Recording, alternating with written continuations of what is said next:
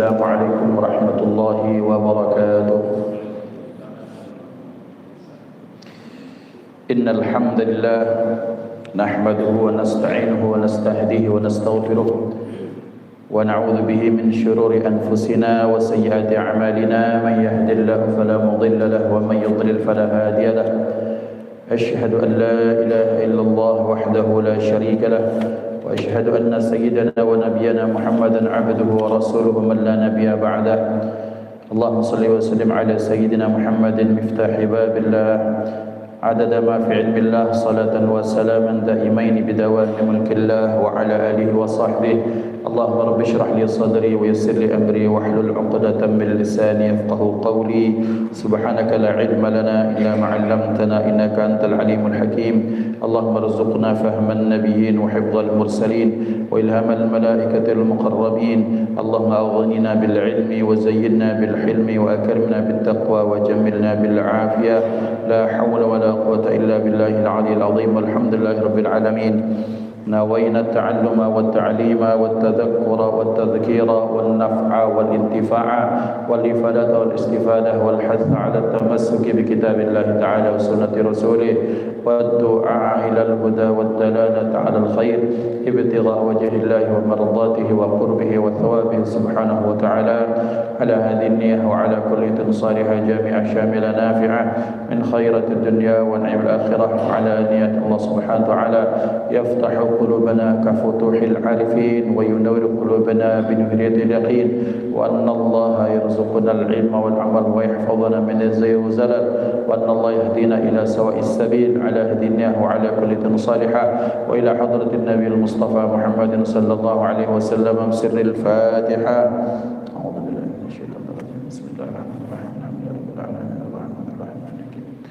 إياك نعبد وإياك نستعين صراط الذين أنعمت عليهم غير المغضوب عليهم ولا الضالين آمين. Hadratul muhtaramin rahimani wa rahimakumullah, yang saya ta'zimi para ulama, para fuqaha, imam masjid, salam ta'zim penuh hormat kepada ketua DKM Masjid Baitur Rahman Bapak Profesor Dr. Haji Najib Asmani Allah Ta'ala bituli hayati wa hayati wa rayayati, seluruh jajaran pengurus dan jamaah Masjid Baitur Rahman, ikhwatul iman dimanapun mengikuti kajian kita. Alhamdulillah, bersyukur kehadirat Allah di pagi di Rabiul Tsani, Rabiul Akhir, kita dikumpulkan Allah dalam kondisi sehat walafiat, berharap bahwa amal-amal kita menjadi asbab ridha Allah kepada kita, amal-amal kita menjadi perkenannya Rasulullah sallallahu alaihi wasallam memberikan syafaat kepada kita. Salawat bertaikan salam terlimpah ruah kepada hadratur Rasul Sayyidina Maulana Muhammad sallallahu alaihi wa alihi wa sahbihi wasallam beserta keluarga, sahabat, mengikut sekalian. Amin Allahumma amin. Bapak-bapak, ibu-ibu yang dimuliakan Allah Subhanahu wa taala, fa insyaallah dimulai dari halaqah pada hari ini dan sehingga seterusnya sampai selesai, kita akan membahas satu kitab, Al-Kitabun Nafis, kitab yang berharga yang dikarang salah satu imam di masanya, yaitu kitab Tanbihul Mughtarrin yang dikarang oleh Sayyidina Imam Syekh Abdul Wahab Asy-Sya'rani.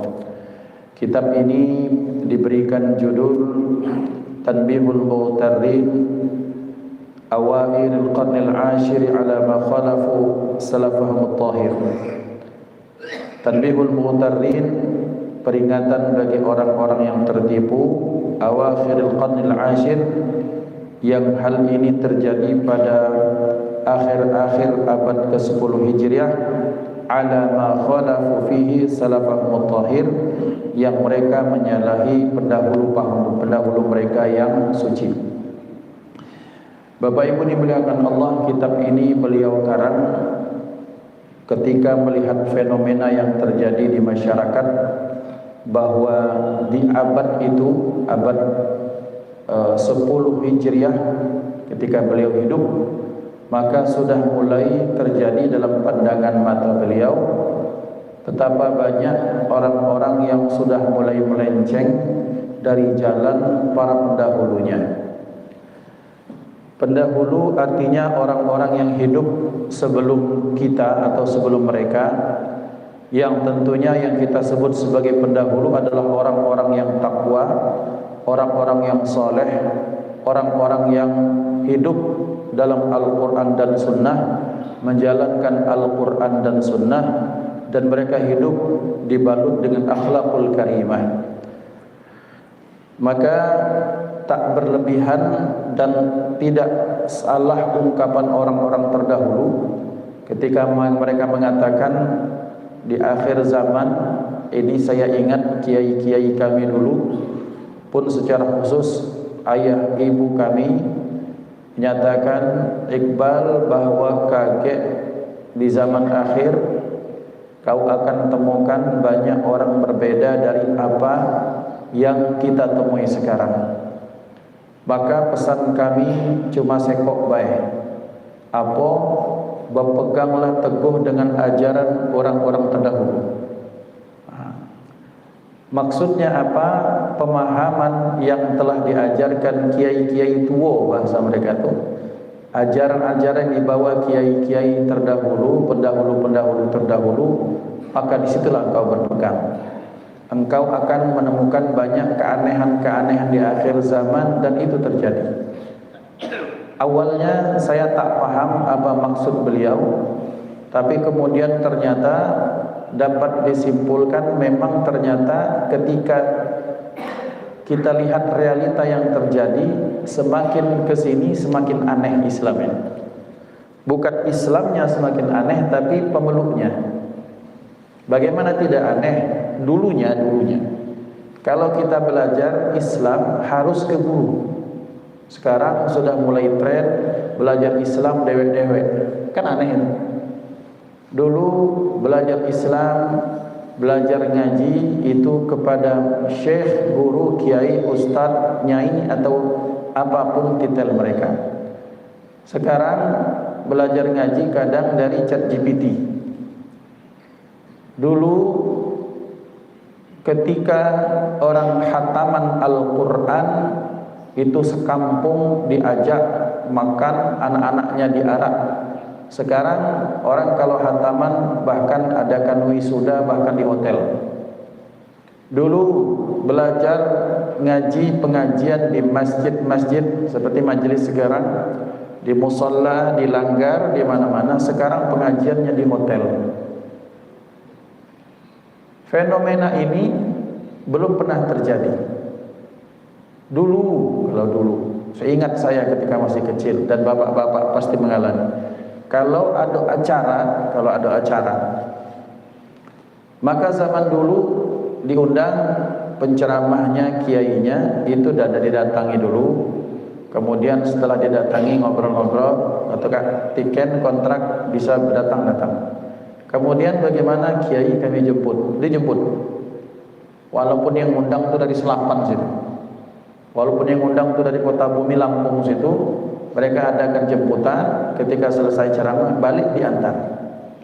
Sekarang yang ceramah itu Cak Jailangkung, datang sendiri, balik juga dewean. Dan ini fenomena yang terjadi. Artinya apa? Bahwa ternyata banyak nilai-nilai yang bergeser. Kalau ini cuma sekadar kepahaman, kesepakatan saja, dijemput tak masalah. Tapi ketika ada orang belajar ngaji di hotel, berbayar, kemudian pakai musik, pakai hal-hal yang membangkitkan emosi seperti itu belum terjadi zaman dulu. Kalau ngaji ya ngaji, niatnya supaya membangkitkan bukan emosi tapi spiritualnya. Para guru zaman dulu ngajaknya zikir dulu, zikir, istighatsah, tahlilan, rotiban, wiridan, salawatan. Setelah dirasa siap baru diajari, disampaikan ilmu. Nah, zaman itu beliau ngomong sudah mulai banyak terjadi hal-hal yang melenceng. Mak mano kalau beliau hidup zaman sekarang, akan dimuliakan Allah, maka beliau atas keresahan beliau mengarang kitab ini, Tanbihul Mughtarrin, tanbih peringatan al-mughtarrin, orang-orang yang tertipu. Ikhwan dimuliakan Allah, ada bentuk ketertipuan kita. Salah satunya adalah ketika kita merasa hal ini baik, tapi tidak sesuai dengan satu Al-Quran dan Sunnah. Yang kedua tak sesuai dengan nilai kemanusiaan. Yang ketiga mungkin tak sesuai dengan nilai tradisi lokal atau kearifan lokal. Dan yang ketiga ini bisa didebat, masih bisa ada ranah perdebatan. Tapi 1 dan 2 ini itu menjadi standar atau tolak ukur utama. Saya sering ceritakan seperti ini, bahwa betapa ada oknum-oknum zaman dulu yang memanfaatkan kondisi kehausan spiritual jamaah haji atau umroh pengen cium hajar aswad, maka muncullah joki. Kemudian ketika diingatkan, Pak, Ibu, ini salah, nggak usah itu sunnah. Kalau baca alhamdulillah, masya Allah. Tapi kalau tidak baca taslim dari jauh sudah cukup. Pokoknya Ustaz, aku pengen niat sekali jadilah sebelum mati. Nah, ini sudah hawa nafsu nih. Sudah hawa nafsu. Maka akhirnya sewalah joki. Mending joki ini jalannya baik. Ini kan kalau sudah bicara tentang kata-kata joki di Hajar Aswad itu, kanan kiri disikut. Itu yang terjadi. Kemudian setelah selesai, ini orang nangis-nangis, alhamdulillah ya Allah, aku sudah cium Hajar Aswad. Apakah bukan tertipu ini namanya? Tertipu dengan hawa nafsu sendiri, tertipu dengan keinginan sendiri, merasa dengan mencium Hajar Aswad dengan bayar, dan yang dibayar ini menyakiti orang lain, dia sudah merasa mencapai puncak spiritualitas. Apakah bukan bentuk ketertipuan nih? Ini jatah untuk orang biasa nih, jatah untuk 60.000 jamaah Indonesia misalnya yang biasa. Kemudian akhirnya ditawarkan kalau tak bisa bayar seminggu di close. Kemudian 60.000 ini kemudian dikong-kali-kongkan kepada orang, muncullah misalnya haji-haji yang berbayar, misalnya yang berbayar lebih. Dan kemudian jamaah ini kita pulang, alhamdulillah ya Allah, mudah-mudahan majrur. Bukan majrur tapi mabrur. Nah, apakah ini bukan bentuk ketertipuan? Maka beliau mengarang ini, kitab ini, supaya untuk mengingatkan saya terutama dan kita semua, betapa banyaknya dalam kehidupan kita, dalam kisah kehidupan kita, kadang-kadang kita menyangka itu baik, kita kira itu baik, tapi ternyata tanpa sadar karena satu, ketidaktahuan kita, yang kedua karena syahwat atau hawa nafsu kita dalam hal tersebut mengalahkan logika dan hukum, akhirnya kita yang penting tercapai, sehingga kita menganggap bahwa ini sudah sampai di spiritual yang tinggi, tapi ternyata kita tak kemana-mana. Apakah bukan bentuk tidak tertipu seseorang? Dia menyangka bahwa selama hidupnya dia beramal yang banyak, ternyata di akhirat dia temukan amalnya zong. Nah, untuk itulah beliau karang kitab ini, yang beliau awali kitab ini dengan satu ayat. A'udzubillahi minasyaitonirrajim. Fala taghurrannakumul hayatud dunya wa la yaghurrannakum billahil gharur. Maka janganlah sekali-kali, janganlah sedikit pun kalian tertipu dengan kehidupan dunia, dan jangan pun sekali-kali kalian tertipu dengan setan dan antek-anteknya yang terus berupaya untuk menipu kita. Ikhwan yang dimuliakan Allah, bagaimana tidak tertipunya seseorang? Seperti yang kami sampaikan sebelumnya, sholat, puasa, zakat, amal soleh, silaturahim, sedekah, segala macam, tapi kemudian ternyata berkubang dengan dosa manusia anak Adam dengan cara dia berghibah. Kan ini sudah dinyatakan jelas-jelas oleh Rasulullah SAW. Betapa ada orang yang hidup di dunia, datang ketika di akhirat kelak dengan amalan sebesar gunung. Sebesar gunung itu maksud beliau betapa banyak amal mamang ini. Bapak ini sangat banyak sekali amalnya. Bangun tidur dia qiyamul lail. Sebelum subuh zikir terus wirid sampai subuh. Setelah subuh kemudian ngaji lagi. Terus seperti itu. pendek kata dalam pandangan mata orang awam dia orang soleh. Tapi ternyata ketika bekerjanya, ketika dia memegang tampuk pimpinan, maka yang hak ini diambil, yang hak ini dihilangkan, mestinya orang promosi tak dinaikkan, semuanya itu dikira bahwa dia sudah menjadi spiritualis, tapi ternyata gara-gara kemudian amalnya ini, hidupnya selama di dunia dia menzalimi, makan hak orang lain, di akhirat ada pahala, tapi kemudian pahala ini tergerus sedikit demi sedikit, sedikit demi sedikit, sampai amalnya habis, kemudian antrian orang yang dizalimi masih banyak, maka keburukan orang ditimpakan kepadanya. Nah, ini namanya kan tertipu. Sangko kita jalan ke Jakarta, nak berjalan ke Bali. Kemudian misalnya ada, anggaplah ini sekedar perumpamaan supaya kita semakin paham. Berangkat ke Bali dengan uang 10 juta. Ternyata dalam perjalanan sebelum sampai ke Bali terjadi inflasi. Yang 10 juta itu misalnya dia anggap itu banyak, ternyata ketika inflasi 10 juta cuma berharga sekitar 1 juta rupiah saja. Nah, bagaimana kalau kita bayangkan di akhirat terjadi inflasi pahala bagi kita gara-gara dosa kita kepada hak-hak anak Adam. Maka beliau mengajarkan mengarang kitab ini. Syekh Abdul Wahab Asy-Sya'rani, beliau ini keturunan orang-orang bangsawan. Jadi kakek buyut beliau itu yang datang dari Maghrib, dari daerah Maroko sana, itu bangsawan, memang raja. Jadi keturunan bang raja. Kemudian sampai ke atas, sampai kepada Muhammad Al-Hanafiyah bin Ali.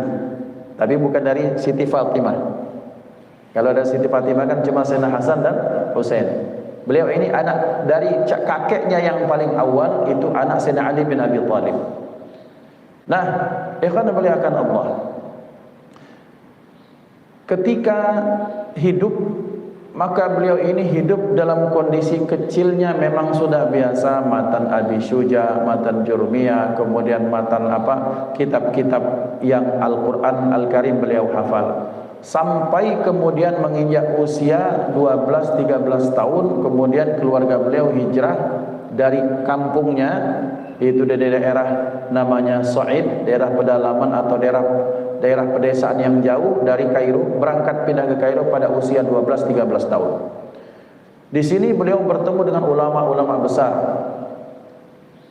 disebut sebagai Sultanul Ulama, Syekh Zakaria Al-Ansari. Bertemu dengan Al-Imam Jalaluddin As-Suyuti, bertemu dengan ulama-ulama yang besar yang menjadikan beliau orang yang alim. Semua cabang-cabang ilmu beliau pahami, beliau kuasai. Fikih, hadis, tafsir, semuanya. Tetapi masih ada hal yang kurang dari beliau. Kok apa yang rasa yang kurang?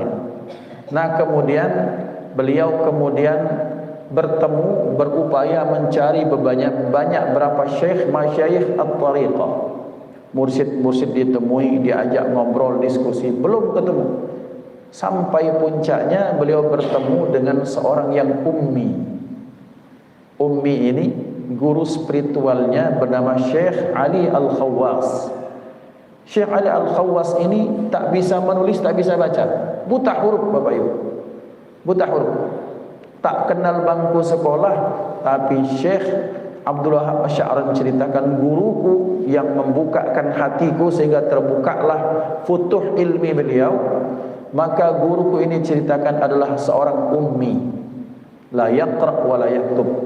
Di dalam pandangan mata zahir orang, maka guruku buta huruf, tetapi dalam alam pengenalan terhadap Tuhan, maka akulah yang ummi, kata beliau. Akulah yang buta huruf terhadap pengenalan terhadap kebaikan, tentang hakikat hidup, tentang apapun. Maka terjadi dialog, kemudian beliau taslim. Karena ketika berbicara, bertanya tentang ketuhanan, tentang ma'rifat, tentang banyak hal, maka beliau betul-betul kalah telak dibandingkan dengan guru beliau yang ummi, yang buta huruf ini. Karena guru beliau diberikan ilmu laduni Jadi ilmu laduni itu ilmu yang Allah masukkan ke dalam dada seorang hamba tanpa belajar sebelumnya. Masya Allah. Ujian pertama apa? Ujian yang paling berat yang pertama itu oleh guru beliau Syekh Ali Al-Khawwas, setelah beliau taslim, setelah beliau menerima, artinya mengaku sebagai murid dari guru beliau, orang yang sangat tak terkenal ini. Ujian yang diberikan gurunya itu apa? Jual buku-buku, jual semua kitab-kitab. Sementara kitab bagi seorang ustaz, apalagi bagi seorang ulama itu Masya Allah. Bapak Ibu, koleksi kitabnya Gus Bahak itu Masya Allah. Dan beliau kalau punya kitab, terutama kitab-kitab yang besar seperti kitab Ihya, beliau tidak punya sekedar satu saja, kadang-kadang 2 atau 3. Dari cetakan ini, dari cetakan ini, dari percetakan ini, supaya membandingkan. Kadang-kadang percetakan ini yang jadi masalah. Kadang-kadang percetakan ini karena yang dicarinya adalah duit, maka kadang-kadang mereka tidak tahqiq lagi, mereka tidak revisi lagi, mereka tidak lihat lagi. Kadang-kadang ada satu paragraf yang hilang, kadang ada beberapa kata-kata yang hilang. Bahkan sekarang ini betapa banyak penerbit dari yang bukan mazhab Syafi'i hanya untuk melegalkan pendapat mereka yang membid'ahkan, mengharamkan. Bahkan mereka sengaja merubah judul atau menghilangkan bab. Ini musibah, ini bukan musibah tapi fitnah. Fitnah akhir zaman. Ada orang dengan keberaniannya, berani yang bukan pada kebenaran, tapi berani hanya untuk menolong ego mereka. Kitab seperti sekelas Al-Adhkar An-Nawawiyah, Adhkar Imam Nawawi, yang di situ ada beliau memasukkan dalil-dalil tentang ziarah kubur. Kalau bahasa ziarah kubur dalam benak Bapak Ibu apa? Pokoknya ziarah kubur siapa saja toh. Maka mereka dengan gamblang, lugas, berani, tegas menambahkan ziarah kubur Nabi. Ini kan sudah ketidakjujuran ilmiah. Ini beliau ada profesor, ini banyak dosen di sini. Orang kalau sudah menambahkan satu kata itu, berarti dia sudah dengan terang-terangan tidak jujur secara ilmiah. Kalau sudah satu kata diikat dengan satu keterangan di belakangnya, maka kata ini sudah mengalami keterbatasan makna. Kalau ziarah kubur, dan memang pada itu yang dikehendaki oleh Imam Nawawi, maka ziarah kubur siapapun sunnah kita kunjungi, kita ziarahi. Tetapi kalau sudah ditambah ziarah kubur Nabi, ini orang sudah berupaya menggiring opini yang sunnah hanya ziarah kubur Nabi. Hanya gara-gara apa? Hanya gara-gara alasan mereka, orang ziarah kubur di alam semesta di Indonesia dan dunia ini sekarang sudah banyak mempraktekkan syirik. Ya kalau praktek syirik, Anda tulislah kitab khusus, bikin kitab tandingan, bikin kitab yang menjadi antitesis daripada kitabnya Imam Nawawi. Jangan itu kitab dirubah, itu kan namanya pembohongan, ketidakjujuran ilmiah, dan itu sudah terjadi. Nah, ikhwan dimuliakan Allah Subhanahu wa taala. Kembali kepada pembahasan. Maka itu Gus Bahak itu punya kitab tuh seperti itu, berseri-seri Ihya, ada 3 beliau, supaya bisa membandingkan nih, oh ternyata ini kadang-kadang ada kata-kata atau ada paragraf-paragraf atau hal-hal yang hilang.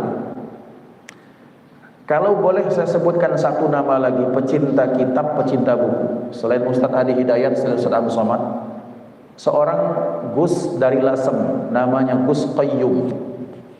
Masih keluarga dengan Gus Bahak, sama-sama ditinggal dekat dengan beliau. Cerita teman kami yang pernah sudah sowan Gus itu, Gus Qayyum itu dari halaman depannya itu sudah ada maktabah, ada perpustakaan. Di rumahnya itu semuanya perpustakaan, sampai ke ruang makan pun itu banyak kitab dibuat perpustakaan. Dan beliau itu punya mausu'ah, punya koleksi yang luar biasa. Karena kitab bagi seorang ustadz itu seperti semacam senjata. Kitab seperti Ustadz Said Mahathir, Ustadz Pito, ustadz-ustadz yang lain itu sebagai senjata. Semakin banyak kitab, semacam seada rasa syukur dan berbangga hati atas nikmat Allah, betapa banyaknya koleksi kitab. Seperti kalau orang senang cincin dengan batu cincinnya, seorang pemancing dengan stick pancingannya. Nah ini ke seorang ustaz ulama punya kitab, sama Syekh Ali Khawas. Ini Syekh Abdul Wahab Asy-Sya'rani diperintahkan untuk menjual semua kitab-kitab beliau dan semuanya harus disedekahkan. Itu langkah yang pertama nguji murid.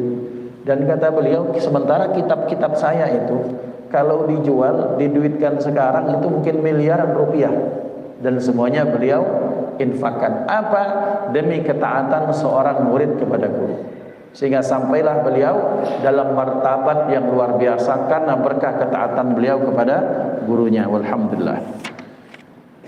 Yang berikutnya Bapak Ibu dimuliakan Allah, kitab ini tidak seperti kebanyakan kitab yang lain. Kalau kitab yang lain itu berisikan tentang hal secara runut, maka beliau mengambil nabdah, mengambil petikan-petikan faidah-faidah baik dari hadis maupun athar kalam para sahabat maupun ucapan-ucapan tabi'in dan orang-orang saleh. Jadi ketika misalnya berbicara tentang betapa kita harus zuhud, maka beliau mengambil dari poin tema tentang zuhud, perkataan ulama ini sebagai bahan acuan bagi kita untuk mengikuti amalan-amalan yang telah dicontohkan oleh mereka. Nah, Bapak Ibu ini dimuliakan Allah Subhanahu wa taala. Sebelum kita memulai kita mengenal atau mempelajari kitab ini, kita ihda suratul Fatihah kepada Syekhna al-Imam Abdul Wahab Asy-Sya'rani dan guru-guru beliau serta murid-murid beliau. Berharap bahwa apa yang kita pelajari ini menjadi bagian dari pemberat penambah timbangan kebaikan bagi beliau. Wabil khusus juga menjadi berkah untuk kehidupan kita. Ketika kita belajar, kita mengenal, kita mengamalkan ilmu yang ada dalam kitab karangan seorang ulama, maka mudah-mudahan kelak di akhirat kita dihitungkan Allah sebagai bagian dari murid-murid beliau, sehingga kita mendapatkan kebaikan ngandol, kita berpegang, kita begentol kepada para ulama, sehingga kita mendapatkan semacam privilege, kemudahan-kemudahan di akhirat insyaallah. Al-Fatihah. A'udzubillahi minasyaitonir rajim. Bismillahirrahmanirrahim. Alhamdulillahirabbil alamin arrahmanir rahim maliki yaumiddin. Iyyaka na'budu wa iyyaka nasta'in. Shiratal mustaqim. Shiratal ladzina an'amta 'alaihim ghairil maghdubi 'alaihim waladdallin.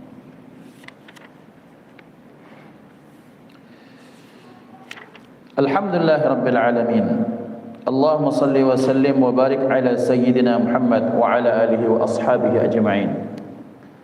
Bapak Ibu dimuliakan Allah Subhanahu wa taala, kita akan memulai mempelajari kitab ini sampai seterusnya, mudah-mudahan sampai khatam, tentang akhlak salafun salih, yang karena kita tahu bahwa akhlak ini merupakan bagian dari pondasi agama. Iman, Islam, ihsan. Dan Islam itu bagian dari akhlak. Iman itu bagian dari akhlak. Bahkan Islam itu sendiri adalah akhlak. Dan inilah mengapa beliau sallallahu alaihi wasallam menyatakan, aku diutus ke muka bumi ini adalah untuk menyempurnakan makarimal akhlak. Kenapa seperti itu? Maka kita lihat ketika seseorang sholat, bapak ibu sholat berjamaah, datang dari rumah ke masjid, bagian dari akhlak kepada Allah. Ya Rabb, kami hamba, kami tak punya apa-apa, kami ciptaanmu, maka kami menyembahmu. Ini bagian dari akhlak kepada Allah. Bertemu dengan orang lain, mengucapkan salam, tersenyum, saling sapa, akhlak kepada sama manusia. Ketika bekerja dengan disiplin, itu akhlak dalam pekerjaan. Ketika berdagang dengan jujur, itu bagian daripada akhlak. Maka Islam ini semuanya adalah akhlak. Maka beliau mengarang kitab ini bagian dari upaya untuk menjelaskan sunnah baginda Nabi Muhammad SAW, supaya kita menjadi umat yang akhlaknya kepada Allah, kepada manusia, kepada alam semesta ini baik, dan mudah-mudahan kita menjadi orang-orang yang mengikut jejak Rasulullah SAW yang beliau disebut sebagai mutammimu makarimul akhlak. Bismillahirrahmanirrahim. Qala radhiyallahu anhu, min akhlaqis salafis salih radhiyallahu anhum mulazamatul kitabi was sunnati kaluzumil dhilli lisyakhisi wa la yatasaddaru ahaduhum lil irsyadi illa ba'da tabahhurihi fi ulumis syari'atil mutahharati bihaitsu yattali'u ala jami'i adillatil madahibil mundarisati wal musta'malah.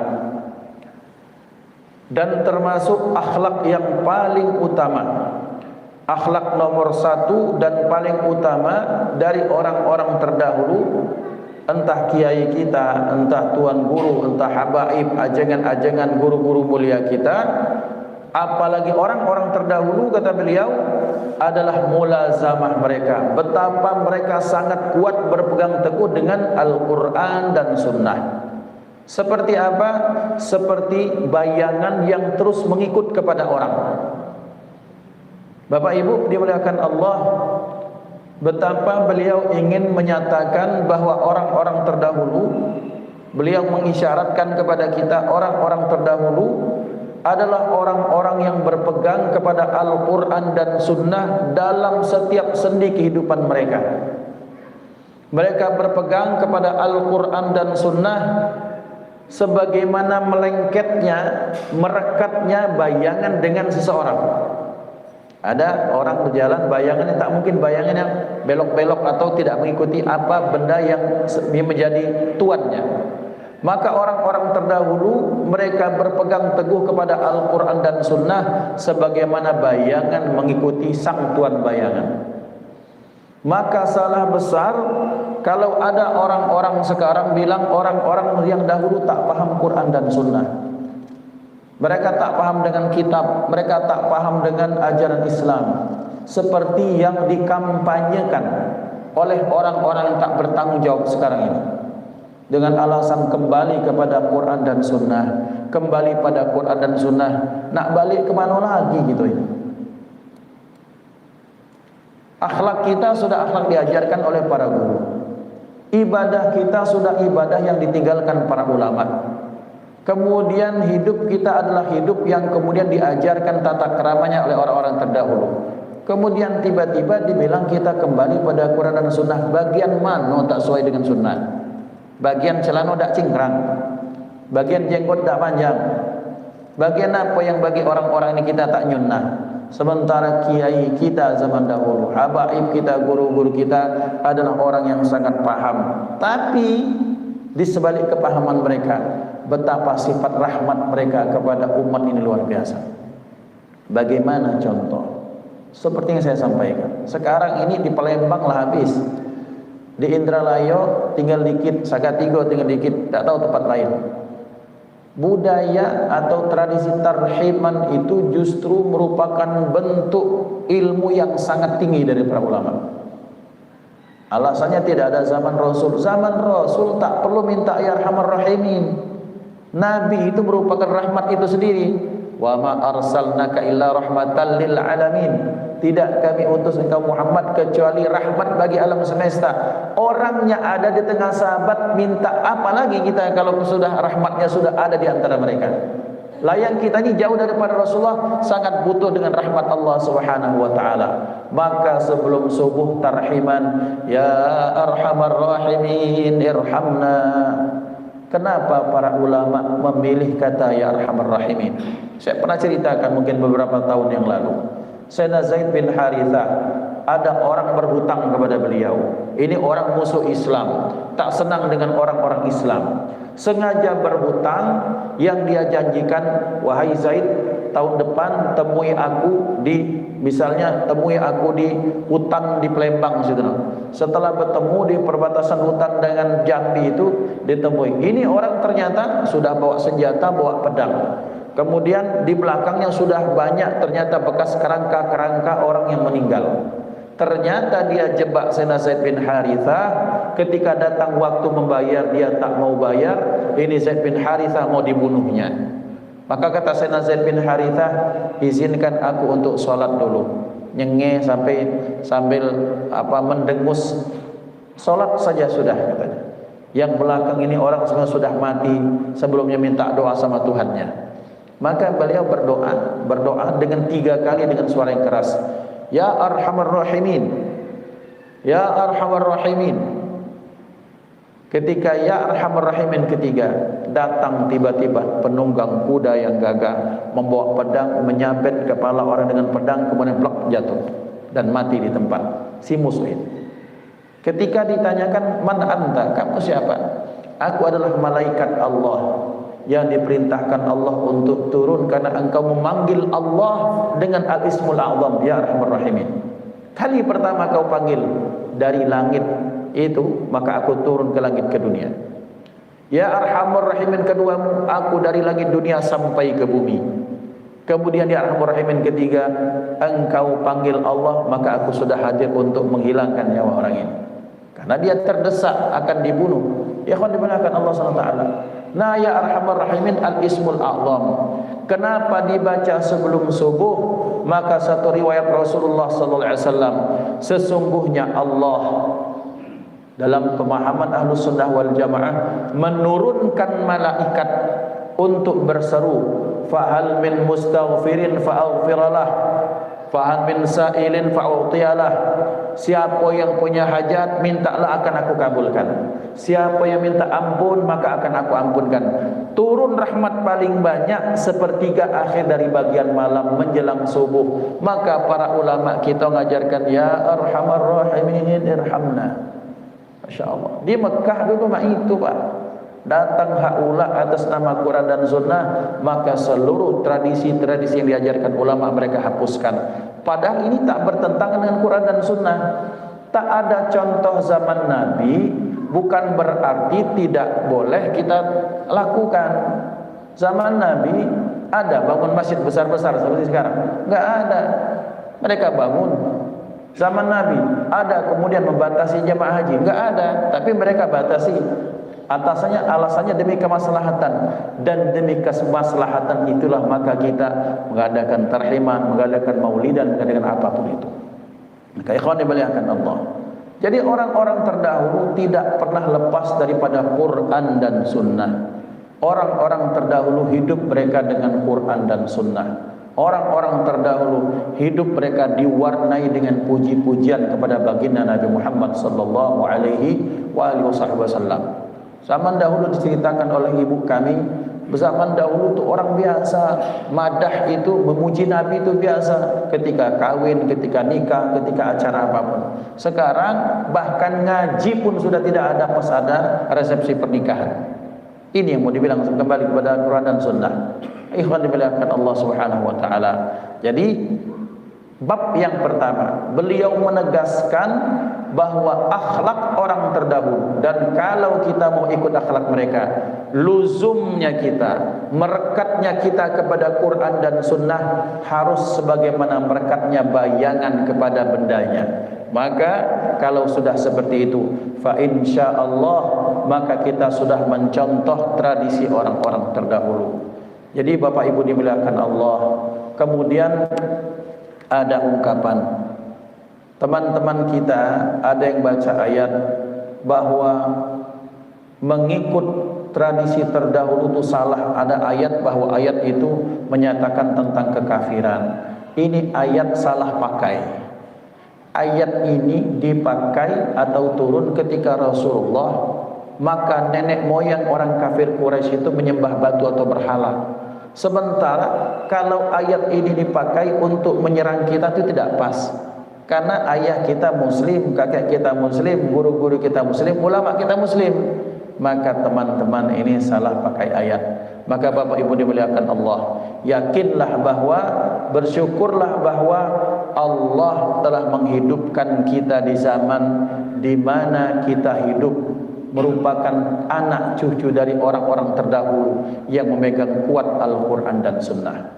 Maka untuk menjadi ittiba, menjadi muttabi, menjadi pengikut orang-orang terdahulu, maka kita kuatkan lagi Quran dan Sunnah kita.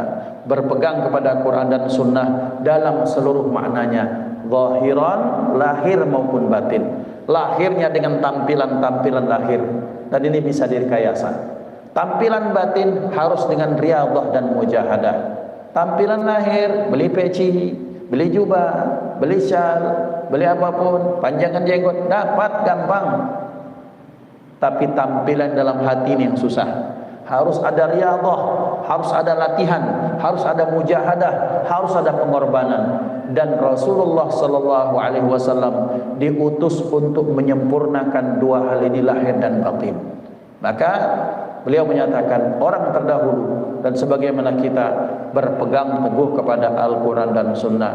Fa insyaallah ikhwan fillah dimuliakan Allah, ini pembahasan awal kita dari kitab ini. Fa insyaallah kita akan bahas sedikit demi sedikit, kemudian penggalan demi penggalan kata-kata hikmah yang beliau sampaikan biidznillah. Dan mudah-mudahan sebagaimana berkumpulnya kita dalam majlis kebaikan pada hari ini, maka kita tetap terus dikumpulkan dalam majlis-majlis kebaikan yang lain, hingga pada akhirnya Allah berkenan kita untuk mengumpulkan kita dalam majlis yang jauh lebih baik lagi dari majlis ini, yaitu majlis yang dipimpin oleh baginda Nabi Muhammad sallallahu alaihi wa alihi wasallam. Hadanallahu wa iyyakum ajma'in, usikum nafsi bittaqwallah. Kami cukupkan sampai di sini. Jika ada pertanyaan diaturi, kalau tidak kita akan tutup dengan doa. Silakan. Assalamualaikum warahmatullahi wabarakatuh. Waalaikumsalam warahmatullahi wabarakatuh. Sebelumnya saya ingin kemukakan bahwa tren akhir zaman ini memang sudah banyak mengalami perubahan yang sangat mencengangkan. Oke, dari sisi perilaku mungkin ya, tapi dari sisi belajar juga. Sekarang ini ribuan bahkan jutaan kitab sudah dibuat digital. Bismillah. Jadi kalau dulu orang tidak mungkin bahwa ratusan kitab sekarang harus pergi kemana-mana, tapi dengan digital sekarang ini orang cuma bisa bawa satu perangkat, misalnya tablet misalnya. Jadi di tablet itu sudah ada semua tafsir yang Pak Ustaz sebutkan tadi, misalnya kitab-kitab yang disebutkan tadi. Bahkan Arab Saudi itu sudah getol itu digitalisasi semua kitab klasik yang bagus itu. Nah, maksud saya artinya sekarang ini sebenarnya belajar membaca itu lebih mudah sebenarnya. Artinya para ulama ini ke depan tidak dipusingkan lagi oleh banyak kitab yang mahal, yang tebal, yang berat misalnya. Cukup misalnya ustaz-ustaz sekarang ini di program barangkali punya satu tablet yang sudah diisi dengan ribuan-ribuan kitab klasik yang sudah terverifikasi bahwa itu kitab asli, tidak ditambah-tambahin, seperti itu. Saya kira sumber belajar yang bagus, kan? Tetapi persoalannya yang saya tangkap di akhir zaman sekarang ini, karena pesatnya kemajuan teknologi informasi dan komunikasi sekarang ini, semangat orang untuk belajar, semangat sebagai besar orang untuk membaca, memahami dan mengerti itu sangat-sangat rendah gitu ya, kebanyakan ya, dan terlena oleh permainan dan hiburan yang ditampilkan oleh media sosial ini. Ada drakor, ada Dracin, ada Dreambox, film-film Indonesia, dan itu yang terjadi dengan generasi muda sekarang ini. Sekarang ini mungkin persoalan kita adalah bagaimana menggiring para generasi penerus bangsa ini.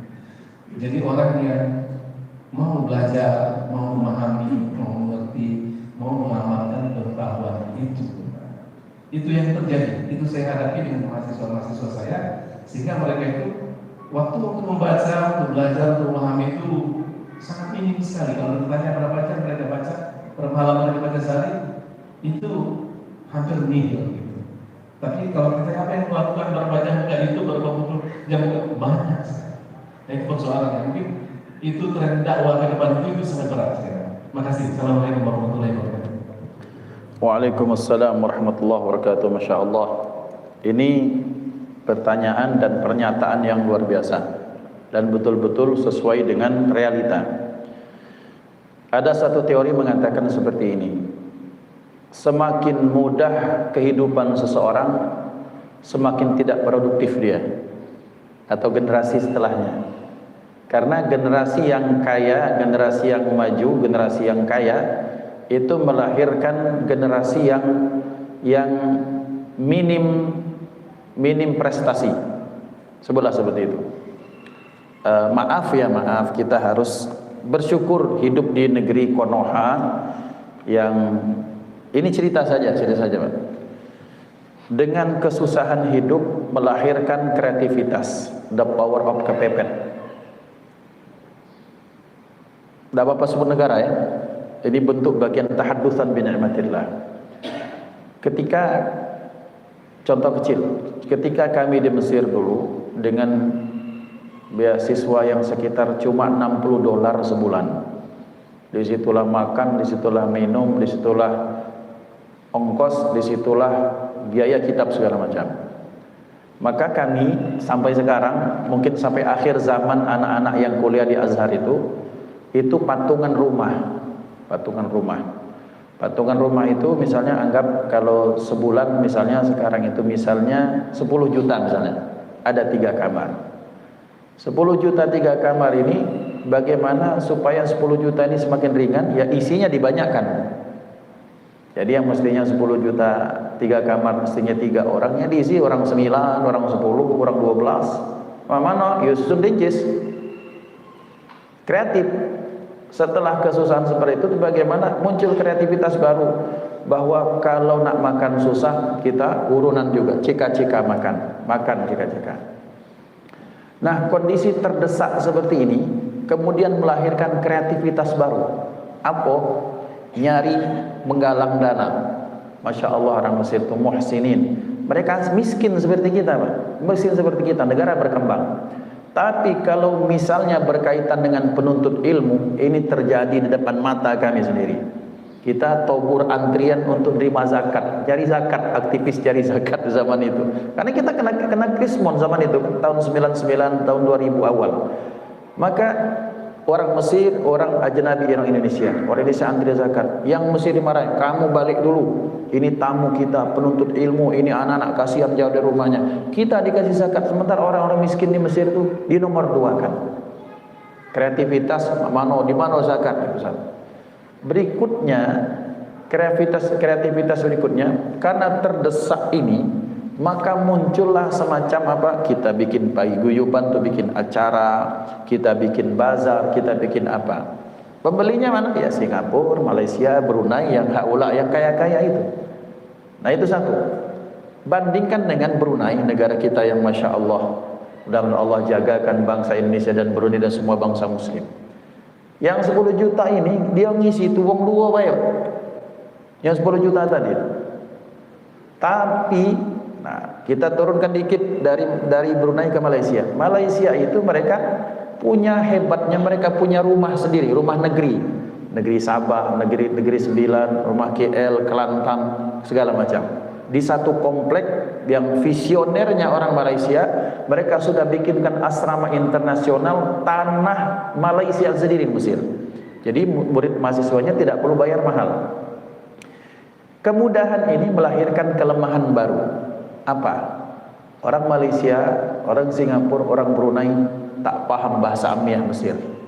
Kalaupun ada sedikit sekali. Oh Indonesia, jangankan apa, bebala dengan orang Mesir.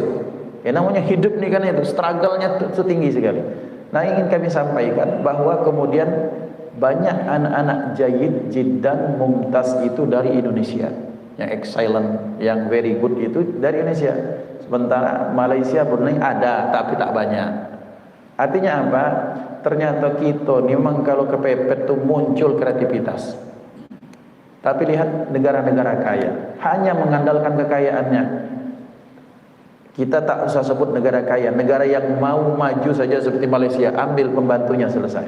Saudi tarik pembantu yang dari Indonesia, supir-supirnya, hancur negara itu. Qatar tarik orang Bangladesh, India, Indonesia, habis negara itu. Karena kenapa? Mereka minim prestasi. Nak nyapu dah baca, betinonyo nak masak dah baca, tinggal beli, tinggal apa? Ikhwan dimuliakan Allah. Artinya semakin mudah teknologi, semakin mudah untuk belajar, semakin malas orang untuk belajar. Berarti beliau sudah memberikan solusi ini. Permasalahan sudah ada, tinggal bagaimana supaya ternyata belajar ini jauh lebih menyenangkan. Maka Sayyidina Ali 1400 tahun yang lalu bilang seperti ini. Allimu auladakum fa innahum makhluquna fi zamanin ghairi zamanikum. Bekali anak kalian, maksudnya bekali anak kalian berarti kalian bekali pun harus melok. Karena kenapa? Karena mereka akan hidup di zaman yang beda dengan zaman kalian. Zaman antum naik sepeda, jalan kaki 4-5 kilo biasa. Zaman sekarang dari sini ke nyebrang ke ke rumah dinas gubernur itu harus naik Gojek misalnya.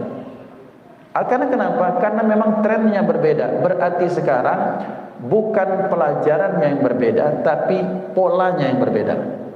Maka saya senang sekali sebenarnya bahwa kalau ada ustadz-ustadz muda seperti Ustadz Hanan At-Taki, kemudian itu mereka ngajak anak-anak yang ini, anak kajian hijrah, itu bagus. Asal substansi dari belajar itu jangan lupa bahwa tidak cukup belajar dengan ustadz yang muda, belajar talaki dengan kiai-kiai. Kemudian sudah saatnya para kiai ini, dan saya pengen kalau di sini kalau diizinkan, saya pengen ada proyektor misalnya supaya kita bisa melihat dengan jelas, jangan dengar selama ini. Kadang-kadang dengarkan mengantuk selesai sudah ngomong dewek anak. Nah, ikhwan bilahkan Allah, menyesuaikan dengan zaman tanpa harus meninggalkan substansinya. Nah, bagaimana tren anak muda? Maka tren anak muda ini kita harus minta pendapat anak muda, Pak. Saya ini mantan muda, jadi tak paham bagaimana trennya mereka. Kami nih Pak pengen begini, maka kita sediakan itu.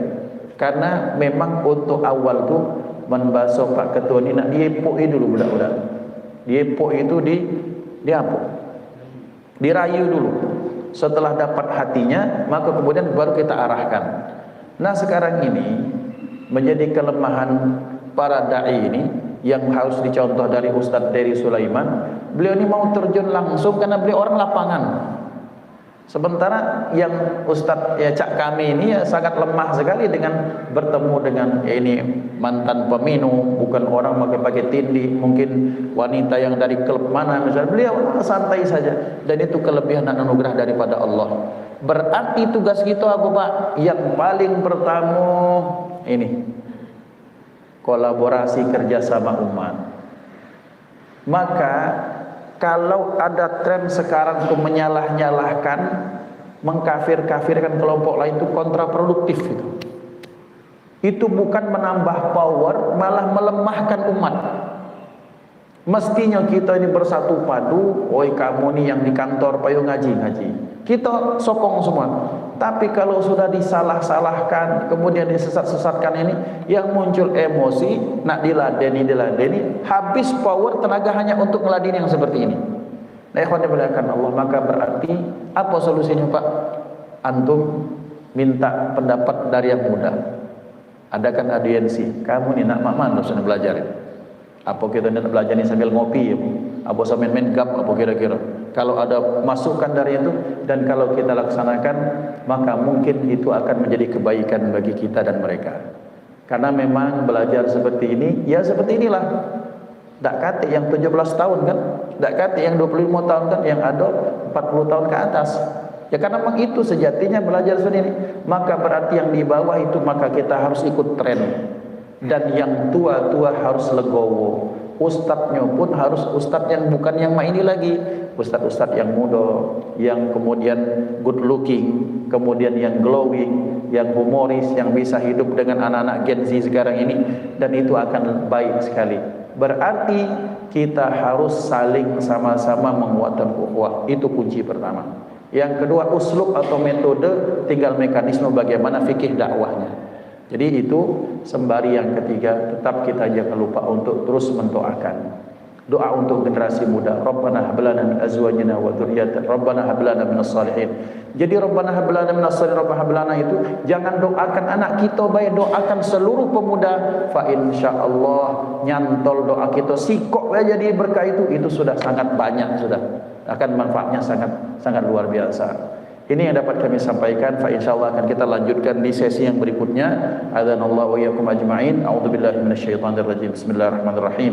Alhamdulillah, Allahumma shalli wa sallim ala sayyidina Rasulillah wa ala alihi alhamdulillahi rabbil alamin. Allahumma rabbana taqabbal minna innaka antas samiul alim wa tub alaina innaka antat tawwabur rahim. Allahumma hdina bihudak waj'alna min sari fi ridak wa la tuwallina waliyan siwak wa la taj'al khalafa amraka wa asak wa hasbunallahu wa ni'mal wakil. Wa sallallahu ala sayyidina Muhammad wa ala alihi wa sahbihi wasallam. Alhamdulillahi rabbil alamin. Untuk mengejar waktu syuruk, tidak usah salaman lagi, langsung sembahyang baik. Assalamualaikum warahmatullahi wabarakatuh.